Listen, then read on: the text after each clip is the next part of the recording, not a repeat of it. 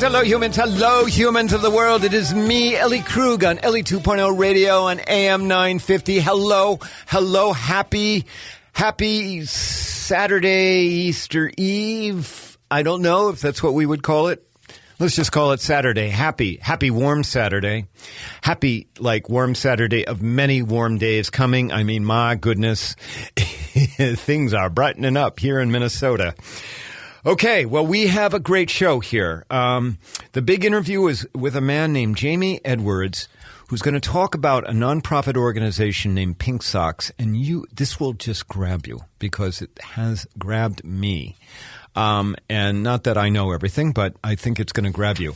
In my C block, which I don't know how much time I'm going to have for it, I'm going to talk about what's going on, again, about transgender people in America. I'm not sorry. This is something that I have to talk about because I'm supposedly a leader in the community. But let me start with the story of an idealist who appears to be paying quite the price for his idealism. This is a long story, so settle in, pull up a cup of coffee, and get ready. I'm speaking of a disbarred lawyer by the name of Steven Donziger, who was the architect of a multi-billion-dollar lawsuit and judgment against Chevron, the oil company, for polluting and destroying a portion of the Ecuadorian forest in the Amazon. Some of what I detail here is very little is detailed from a March 30, 2021 piece in The Nation magazine by James North. Actually, I don't even know how much if I have anything out of that. Otherwise, most everything here that I'm reporting is from Wikipedia, and you can Google Steven Donziger and Donziger, and you can get what I'm talking about. Who is Steven Donziger, and what is this controversy about? Donziger was raised in Jacksonville, Florida, by a mother who was a social activist. In fact, when he was a child, his mother took him to a picket line in support of Cesar Chavez's salad bowl strike. On top of that, Donziger's father was a Brooklyn DA and then later a judge. Donziger went on to attend American University, and then from there he went to Nicaragua, where he freelanced as a journalist. And he also began as an idealist by founding a legal nonprofit, Project Due Process, to help the Cuban folks coming over as part of the Mariel boat lift. Eventually, Donziger went to Harvard Law School, and according to Wikipedia, he even played basketball with Barack Obama. How's that for rubbing elbows or pointing them? After graduating from law school, Donziger worked as a public defender in Washington, D.C., and then in the mid-1990s, he went to Iraq to study the impact of bombings on civilians during the first Gulf War. He produced a report about those bombings and about the effects on Iraqi civilians, which the United Nations adopted. Not bad for somebody in their early 30s as an idealist. After that, Donziger went on to become the editor of a book about studying the hype and how the country was manipulated into being so fearful relative to the war on crime. And he was the editor of a book published about that, arguing against mandatory sentences. All of that is quite idealistic, but the reason that I'm here highlighting Steven Donziger is that in 1993, he and other attorneys instituted a class action lawsuit in federal court in New York against Texaco. This was on behalf of 30,000 Ecuadorian farmers and indigenous people from an area in the Amazon in Ecuador where Texaco had been drilling for oil. Texaco's environmental practices were completely lacking, apparently. Pollution was rampant. In fact, there were oil-filled lakes, and it sounded horrible from the description. In fact, before the class action lawsuit was filed, Texaco had actually agreed to a $40 million cleanup with the Ecuadorian government. The claim was that Texaco had failed to fulfill that obligation, so it agrees to clean up. Then the claim was, Texaco actually didn't do it. And then Texaco, in defense of that, said, well, no, we had an Ecuadorian partner who was supposed to, clean up the remaining pollution that we didn't clean up. Nonetheless, there was a class action lawsuit filed in New York City in federal court.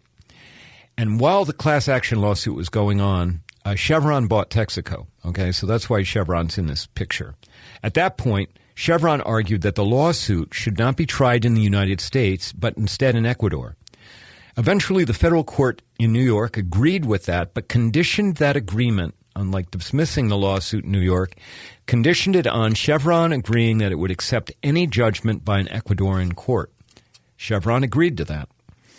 With legal proceedings now in Ecuador, Donziger helped generate public interest about the case among the Ecuadorian people, and that included him appearing in a 2009 documentary titled Crude. Eventually, in 2011, now at this point, the case had been going on one way or another since 1993. So this is 18 years the case is going on. Eventually, an Ecuadorian provincial court found that Chevron was guilty of polluting the country side and other allegations in that lawsuit. And the Ecuadorian provincial court awarded the class action plaintiffs $18 billion. 3 appellate courts in Ecuador affirmed that judgment. How eventually, though, the Ecuador's National Court of Justice, the equivalent of our Supreme Court, halved that judgment to $9.5 billion.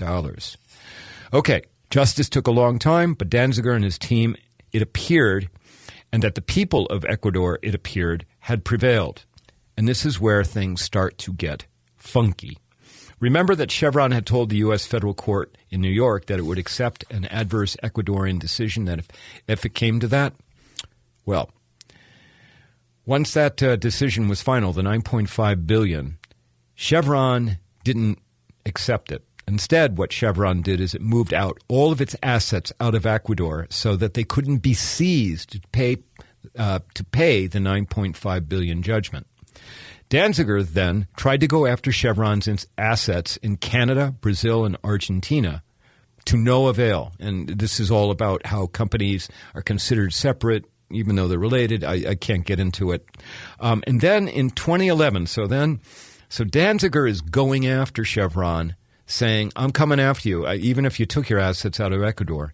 And at that point, Chevron decides that it's going to slap Donziger back. And it filed a RICO suit against Donziger, accusing him of bribing an Ecuadorian judge to help that decision happen, and of doctoring scientific studies that were used in the case in Ecuador. It even accused Donziger of writing part of the judgment that the Ecuadorian court issued. For its part, Chevron wanted $60 billion from Donziger. Chevron initially had asked for a jury trial, and this RICO suit was filed in New York, in federal court in New York City. And Chevron initially wanted a jury to hear that case, but 2 weeks before the trial, it dropped the jury demand in the case, and it shifted from asking for $60 billion to asking for less money and an injunction to stop Donziger from trying to collect the $9.5 billion Ecuadorian judgment. Hopefully you're following all this. So then there's a trial in front of a federal judge on the RICO injunction. At that trial, Chevron produced a former Ecuadorian judge named Alberto Guerra, who claimed that Donziger had paid him and another judge to throw the case in Ecuador in favor of Donziger's clients and against Chevron. The U.S. federal judge in New York then ruled in Chevron's favor and found that the $9.5 billion Ecuadorian judgment shouldn't be enforced.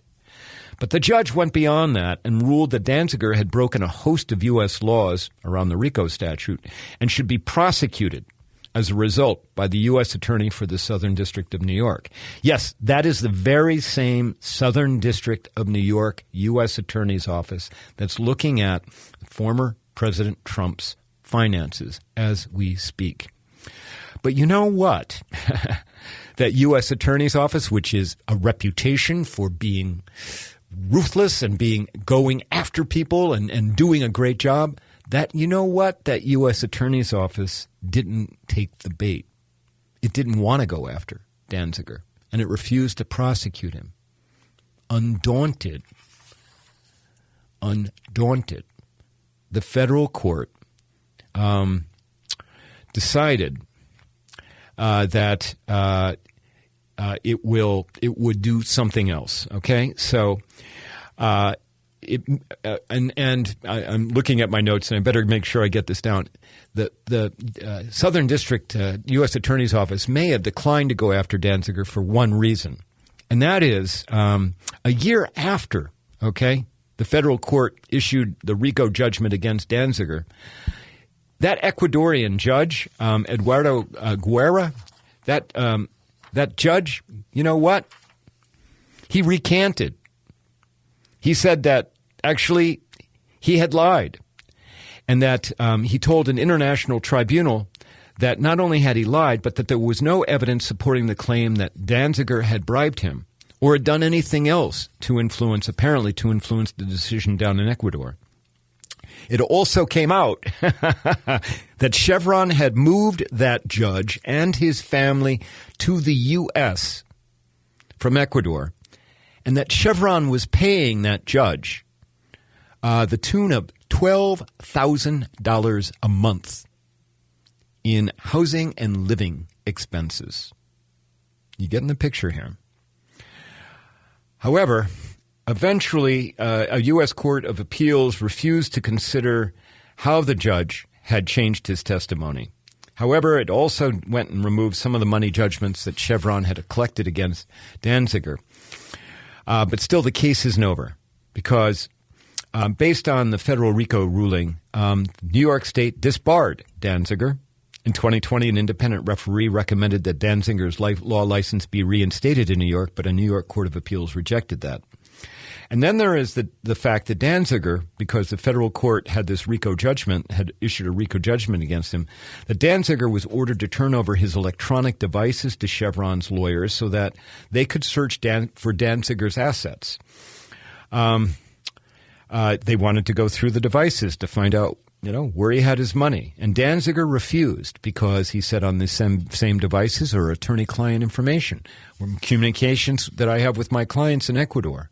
And he was worried about that information being disclosed. So he did not turn over the devices. The federal court then found Donziger in contempt and asked again the U.S. attorney to prosecute Donziger for that contempt.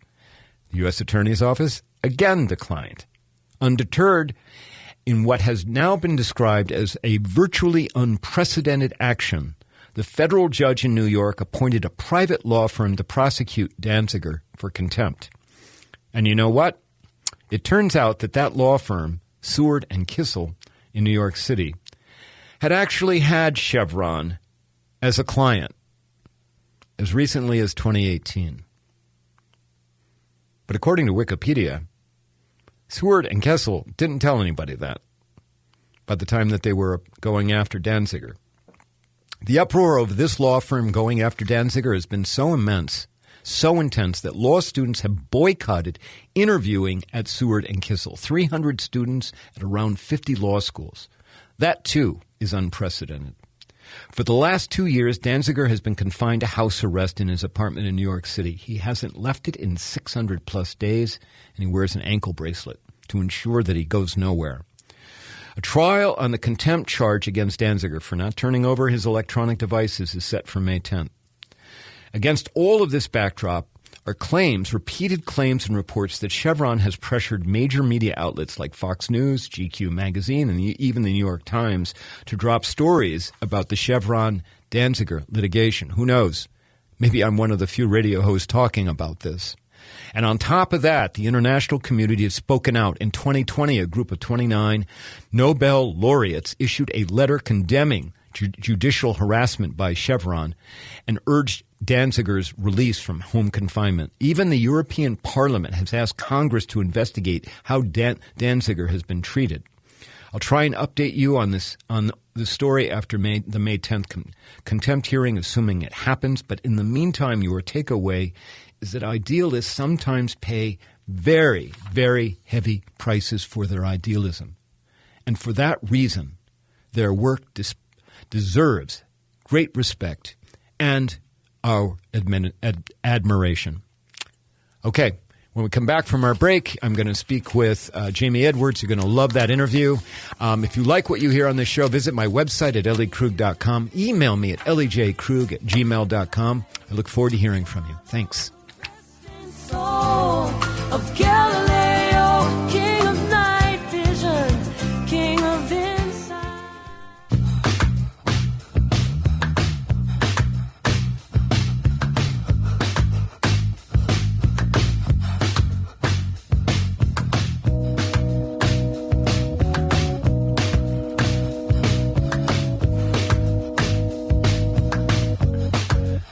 And we're back on AM 950 Ellie 2.0 radio with your lovely Ellie Krug here. Okay, so, go Google Steven Donziger and you'll get everything you need out of Wikipedia on that. And stay tuned, okay? As I said, May 10th supposedly will be the trial, and there you go. But so Steven Donziger, an idealist who's paying a price. I've got another idealist now for the big interview who is going forward in the world, doing good and in a way which is far less litigious. And I have on the line with me Jamey Edwards, who is the CEO of Cloudbreak Health. Jamey, are you there? I am here. Happy to be here. Oh, well, welcome to Ellie 2.0 Radio. Thank you so very much for being here on the show. We should probably let the audience know how you and I connected. And so I'm a Twitter junkie, okay? That's how I get a lot of news and information. And on Twitter, I happened to see something about an organization named Pink Socks. And you had tweeted about that in one way or another, and I reached out to you and I asked if you'd be on my show. Does that ring a bell for you? It does. It's a perfect recollection of what happened. And so Jamey, I want to, I want the audience to hear about Pink Socks, but first, there's a story even behind Pink Socks, which goes back to Cloudbreak Health and your organization, which is doing, sounds like incredible work, again, from a kind of a groundbreaking way of doing medicine. Can you tell us what is Cloudbreak Health and how did it start way back in the early 2000s? Yeah, absolutely. So Cloudbreak Health is a unified telemedicine company that uses digital health tools to help resolve healthcare disparities and address social determinants of health. And so what basically all that means is we are trying to use technology to level the playing field for underserved communities and these patients who typically find our healthcare system challenging. And it originally started in 2003 by a gentleman named Andy Panos. And Andy had made a trip to Mexico. His family was in a car accident. No one spoke Spanish, and a host of problems ensued that impacted him in such a fundamental way that he came back to the United States and said, if this is happening, if it happened to me in Mexico, in a diverse country like the United States, it's got to be happening every day. And so he ended up doing some research in his hometown of Columbus, Ohio. And what most people don't realize, and Ellie, I'll ask you, like, how many different languages do you think are spoken in Columbus, Ohio? I would guess maybe 50 to 70. 126. Ah, okay. Right? 126 different languages are spoken in, many cities around the country. And in Columbus, people will be like, oh, the number one language has to be Spanish. Well, it's not. It's Somali. And so as he dug into this problem, he realized that these patients are generally challenged in navigating the healthcare system. They're 3 times as likely to encounter harm, and their length of stays are all longer because you need to have these interpreters at the point of care in order to empower these patients to take control of their care and empower a doctor to make the right diagnosis. Communication is the number one diagnostic tool that these doctors have. And so over time, Andy started building the company, and I got involved because it was a distressed asset back in 2007, 2008. And so I stepped in to help, kind of save the business, put it on a new track, and to help it become what Andy always envisioned it to be. And so Andy and I partnered together. I took over the CEO role. He took over, he ended up staying on as COO. And we built the business from, 30,000 of revenue a month to something today that's over $30 million plus of revenue, and to something that's in 1,800 hospitals performing over 100,000 encounters a month. The lion's share is bringing these language interpreters to the point of care for LEP and deaf patients, but we started to branch out to do other things like telestroke, telepsychiatry, and become a unified telemedicine platform that brings services into communities that need them. Well, and of course, with the pandemic, I've got to believe that your services, the demand has increased tenfold, if not 100-fold. And people are far more willing now, aren't they not, to do telemedicine? Yeah. Absolutely. I think what the pandemic did was, for us, it really accelerated our product roadmap, not so much our revenue, but our product roadmap. We ended up launching new services into market like telequarantine, which we offered for free to our client hospitals. What is that? What is telequarantine? So telequarantine was a new service that we pioneered. We were the first people to do it in the country, that basically enabled our devices to be rolled into a room and turn any hospital room into a connected care room. And so doctors didn't need to go in to round on the patient. They could do it from outside the room. So we were lowering the risk of contagion. Yep. They didn't have to gown up. So we were reducing the use of PPE. And it also reduced the isolation of that COVID patient in that room, because they always talked about COVID being a very lonely diagnosis because no one could come visit you. And so in a HIPAA compliant way, we gave those patients the ability to reach out to their family members on those devices, bring the doctor into the call so that they could take much more of a team approach to the care, and the patient knew that they were being supported by family, et cetera. So that was one thing that we did. We also launched our own virtual clinic to help see patients at home. And both of those are kind of newer areas for us, but have proven to really move the needle in market and support what our mission is, which is to humanize healthcare. And for us, that's about really creating what is a better patient encounter, where the patient is treated not like a object, but like a person, where the provider is not treated like a consumable, but like a trusted coach. I'm loving it. And Jamey, I'm going to throw a curveball at you, okay? But and maybe a bug in your ear, all right? You're aware, I'm transgender. And I'm going to talk about this at the end of my show here, but you're aware that there are states right now like Arkansas and maybe Alabama and maybe Mississippi that are actually making it illegal for doctors to work with transgender youth on medical needs, on therapeutic needs. I assume you're aware that that's happening. Yeah, definitely know that it's happening, and it's absolutely tragic. We take a lot of pride in our diversity, equity, and inclusion initiatives. You've probably seen some of the stuff that we've been doing on LinkedIn.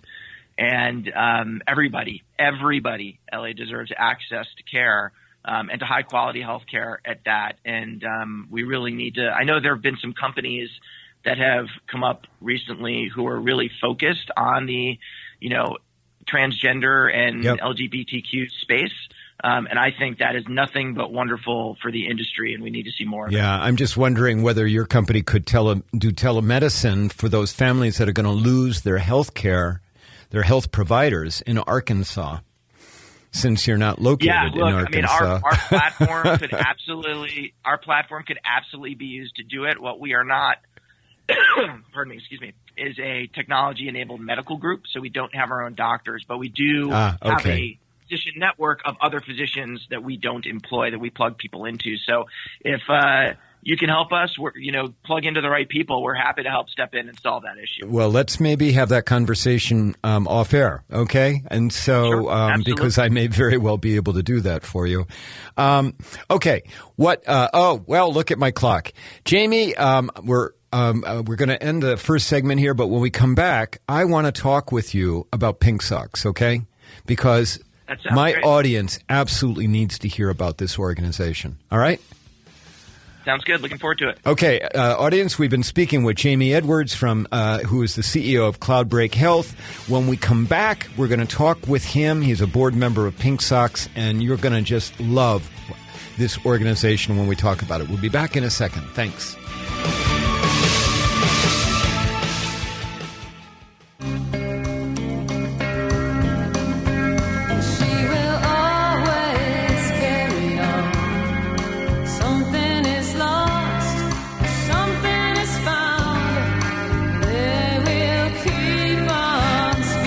And we're back on Ellie 2.0 Radio. You're listening to me, Ellie Krug, AM 950. We've been speaking with Jamey Edwards, the CEO of Cloudbreak Health.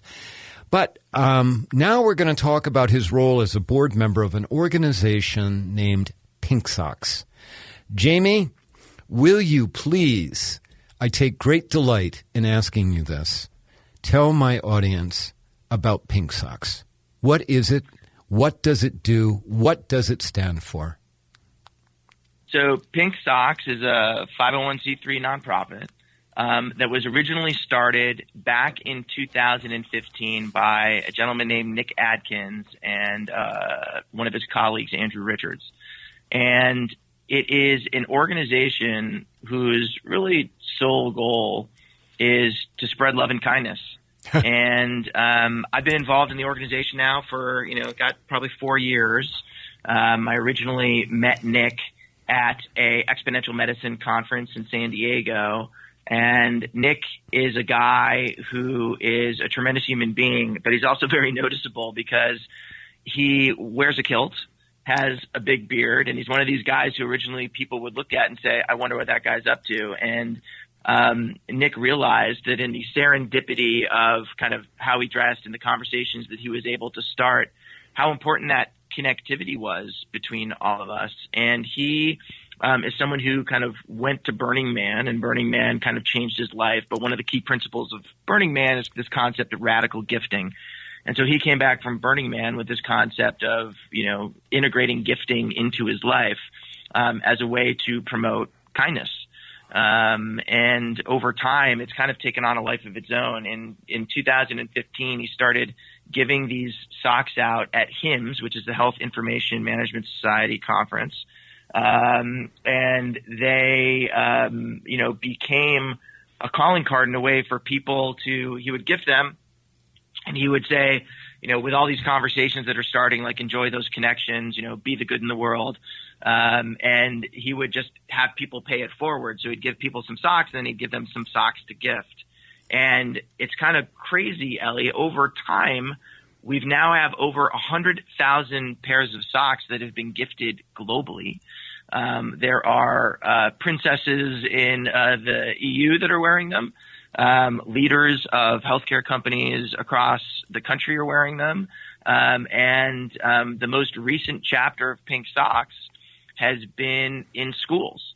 And there are currently 25 schools in 9 states who are part of what we call the Pink Socks tribe. And every person in the school is gifted a pair of socks. And these students are now all part of like a kindness curriculum that has been developed. And it was kind of like the serendipity of not knowing where this was going to take us and having it kind of end up here. But it's really been a wonderfully gratifying movement to be a part of. And I couldn't be prouder of the work that's being done. Well, and these literally are pink socks. I mean, they're like kind of hot pink socks. And do they have mustaches on them? They have mustaches on them, which I think was a kind of archetype of the original socks that Nick gave out, which became very noticeable. But yeah, you notice the color, you notice those. There's also a puzzle piece on there, which is kind of, the connectivity of how we all fit together. And those were kind of a recent addition to the socks that Nick has made as part of the messaging. Okay. Well, and Jamey, it is just so... It's so fundamental. An organization about kindness, about, being good to each other, about empathy and love. I mean, this is like right up Ellie Krug's alley for sure with the work that I do. But it's work that is so needed. But now, because, and I know you know this, we are a society of storytellers and story listeners. That is how we learn. Will you tell my audience, please, the story of Mrs. Blancas and her 5th grade class in El Paso? Absolutely. So as we all know, certain things go viral on Twitter and unfortunately in social media. And unfortunately, it's usually the negative stuff that appeals to our fight or flight mechanism as human beings. For some reason, tragedy spreads like wildfire. But on occasion, good news spreads like wildfire, and the positive work that people do when they see it, it really impacts them, and they desire to share that story to make other people feel good. So what Miss Blancas did, she was a teacher. She teaches 1st grade at Dr. Sue Shook Elementary, school, which is in El Paso, Texas. And she posted a video of her 1st graders leaving the classroom and selecting, fist bump, high five, or whatever type of greeting or, farewell that they wanted to give her. And it's one of these things where every student had their own customized one, and she remembered everyone to the T, right? Right. And you could just see how the hugs that were shared really helped set the tone for the day, and created this connection. Like, we all crave touch, right, as human beings, but showed these students that there was a place that they were safe and really belonged. So one of the members of the tribe, Larry Joya, who lives in Pittsburgh, gifted Miss Blancas's her pink socks. And, the tweet that went out, started to catch fire, if you will. And then more pink socks were gifted to her class. And then as people started to see this happening, and Miss Blancas helped pioneer what is a kindness curriculum that they use at the school, and that is now starting to be used throughout that whole school system.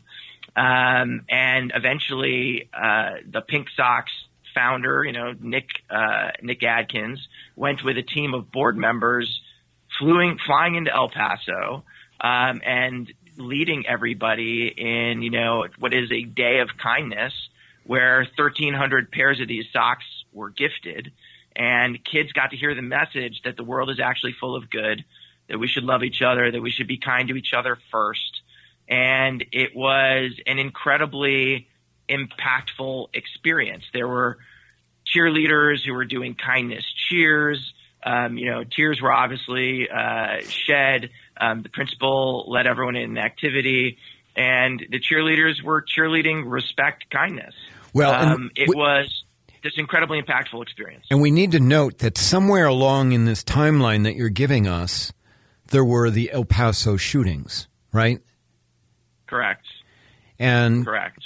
And Mrs. Blanca's class, the school is in El Paso, right? Yep. And so and they were trying to figure out how to move on, right? Right. And how you pull together as a community given that situation. And so your pink socks helped with that moving on, right? Absolutely. Yeah, absolutely. It was a way to focus people on, some of the positivity that can come out of tragedy. And unfortunately, there was more tragedy in this story that happened a little bit later, but we'll get to that in a second. But it really, to impact kids at that age and teach them that kindness is the first thing that they should fall back on in any given situation. That messaging was huge. And Nick likes always to say, the world is full of good. When you believe it, you see it. Keep doing that. He wants these kids to be that change and to lead by example, and to, if you can be anything, right, be kind. Right. Absolutely. Well, and we should let the listeners know that the story that you're relating is on the blog for Pink Socks on their website. Can you give us the website address? Is it just pinksocks.org or Pink Socks? It's pinksocks.life. .life, okay. And .life. And, any donations that end up being made go directly to gifting socks. And we have many more schools that would like to engage with gifting socks and the kindness curriculum. And so people who donate help make that happen. And it's just something, again, we're incredibly proud of. And so, but this story you're relating is on the blog under the Teaching Kindness section. But then, correct. And Mrs. Blancas is this leader. I've read a lot of the statements. She was a leader in the community, not just simply in what was going on with the school and your socks. And then something very unfortunate happened with Mrs. Blancas. Can you tell us what that was? Yeah. Mrs. Blancas was absolutely a leader. She was a teacher in the truest sense of that word, all of the generosity that she had of spirit. But, COVID hit. And, we hear stories of families who were affected with one less seat at the table. And unfortunately, Ms. Blancas was affected by COVID and struggled with it for quite some time, and then eventually passed away, leaving a family in the wake of that tragedy. And, it's sad that some of, the brightest lights end up being snuffed out, who had the potential to do so much good in this world. And her legacy is this kindness curriculum, and the ability to get other schools to sign on to it, and again, affect, very early on in kids' development, kind of, their focus on being kind first. So we miss her, and obviously our sit there with her family and their grief, but it's a tragic situation. Well, and there's another blog post, and it is extremely tragic. And, I told you off air that as I was reading the blog post about Mrs. Blancas, all I could do was sob. Yeah. But there's another blog post on pinksocks.life about vulnerability and the pink socks. And what grabbed me about that is if you see somebody with a pink sock, automatically they subscribe to kindness and compassion. And it means they are safe humans for you. Isn't that something? That is unbelievable. Jamey? It's a self-selecting community of people who want to have a positive impact in the world.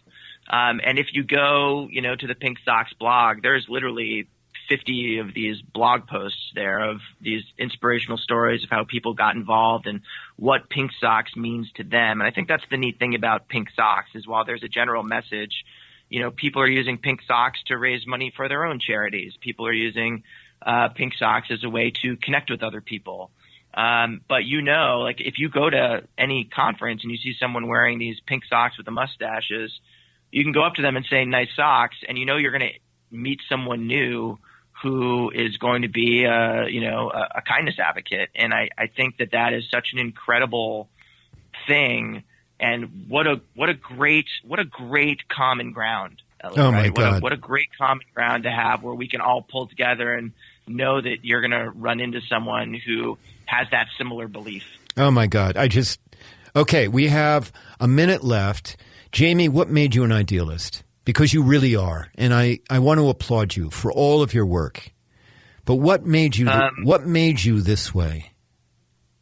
It's a good question. I think, just growing up, I grew up in Buffalo, New York, which was a very normal place to grow up, steel town, which just had great people and great neighbors. And I always felt very supported, from my community. And I think this concept of community has always been something that's really important to me. I'm also a child of divorced parents. So I was old enough when my parents got their divorce to see the impact that, division of a community can create firsthand. And so I've always been about creating community. And I think if you're going to create community, you've got to be an idealist. Like this is about trying to create a better world for everybody. And, it's like during COVID, for a part of it, I was actually very emboldened. I was like, look, the world has given up trillions of dollars of GDP to lock arms around these issues. And maybe we're not all talking about each other as different races and different nations and different needs. We're like one human race. And I think for me, that's what this is about. It's about showing people how we can support each other and build bridges instead of build walls and tear each other down. Jamey, I could talk with you for 3 hours, okay? Idealist to idealist, because I don't think we would run out of anything to talk about. But unfortunately, we've come to the end of the time that we have together. I just want to thank you for being on Ellie 2.0 Radio. And again, I applaud you for all the work that you're doing in the world. Thank you. Thank you. And for anyone that wants to kind of engage in the discussion with us, Ellie, obviously they can do that on Twitter. I'm at Jamey Edwards. I love engaging these types of discussions. And, I'm super, super grateful for this opportunity. Oh, that's just great. And it's spelled Jamey, right? Correct. Okay. All right. Well, Jamey, we're going to need to cut off. And listeners, we're going to take a break. And when I come back, I'll do the C block and talk to you about what's going on in America right now about transgender people. Listening to me, Ellie Krug on Ellie 2.0 Radio. We'll be back in a sec. Thanks. Sing a marching song and stomp through the halls louder than you.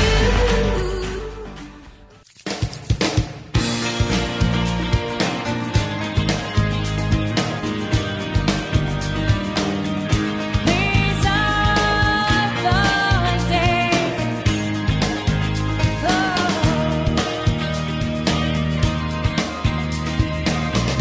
And we're back. Ellie 2.0 Radio. I don't know about you, but I'm energized by Jamey Edwards and the whole idea about pink socks and caring and loving for other people. Go check out that Pink Sock site. Donate. They'll send you some socks. I think they'll send you socks even if you just ask without donating. Please do that. Think about bringing it to your school. I am going to investigate it further, and who knows what collaborating I may do with that organization. All right, my C block, I have barely 2 minutes because of all the time we've gone over. Here's all I just want to say to you, okay?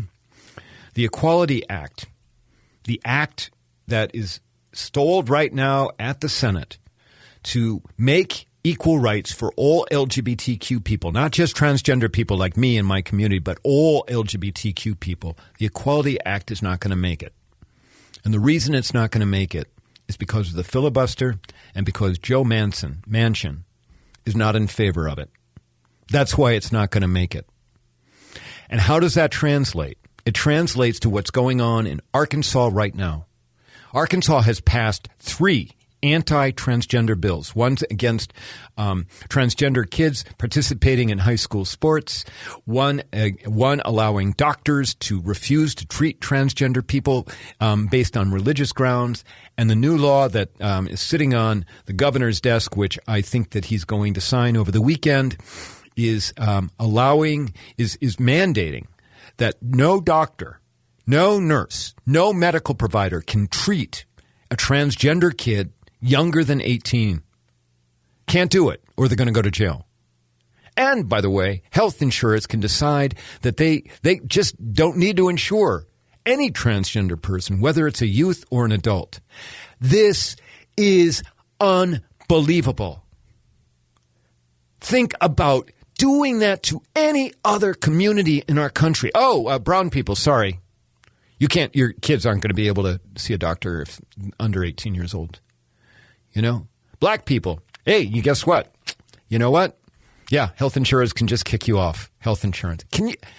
But boy, people are okay with that with transgender people. It is wrong. And I'm running out of time. Otherwise, I'd go on. But listen to me, please. Speak up about this. Okay, that's it for our show. Sorry, I don't have more time. I will come back to this. Because it's important. All right, a big thanks to my producer, Brett Johnson. You are the best in the world, Brett. I would be on any microphone with you on the other side. And you, my listeners, thanks. I hope that you've enjoyed the show. It's been a lot of stuff. But, hey, go out and be good. Change the world. I'll talk to you next week. Thanks. Bye-bye.